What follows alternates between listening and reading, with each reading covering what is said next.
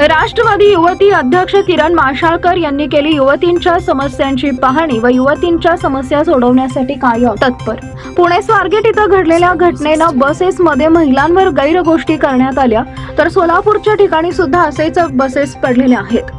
बुर्ला कॉलेजच्या समोर परिसर असलेल्या ठिकाणी कित्येक वर्षापासून बसेस पडल्या आहेत आणि त्या ठिकाणी काही वेगळ्याच गोष्टी होऊ नयेत यासाठी अगोदरच ऍक्शन घेण्यासाठी राष्ट्रवादी युवती अध्यक्ष किरण दीदी माशाळकर यांनी कॉलेजच्या मुलींच्या समस्या ऐकल्या आणि त्या ठिकाणी वेगळी काही गोष्ट होऊ नये यासाठी प्रशासनाला विनंती केली की लवकरात लवकर बुर्ला कॉलेजच्या समोरच बसेसची व्यवस्था व स्वच्छता केली पाहिजे, अन्यथा आम्ही ऍक्शन किंवा कॉलेजच्या सर्व मुलींना घेऊन आंदोलन सुरू करू। या मुली सुरक्षित नाहीयेत असं किरण दीदी माशाळकर यांनी म्हटलंय। या महाविद्यालयात शिकत आहे।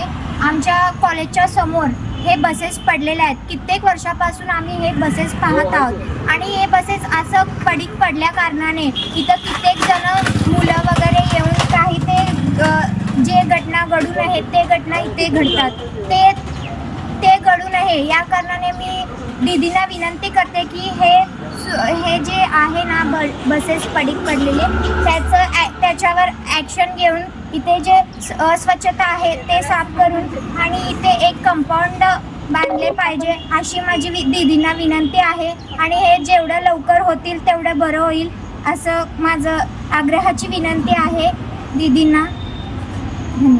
बुर्ला कॉलेजला मी व्हिजिट दिल्यानंतर मला इथल्या युवतींच्या इथल्या मुलींच्या तक्रारी आल्या की कॉलेज समोर ह्या बसेस आहेत, हे तुम्हाला दिसत आहे तिथं बसेस सगळे, तर सगळ्यांना माहिती आहे की पुण्यामधले झालेली घटना, त्यासाठी आमच्या युवती आमच्या मुली कॉलेज इथं समोरच असल्या कारणाने हे टोटली असुरक्षित आहेत आणि ह्याची लवकरात लवकर ह्या बसेसची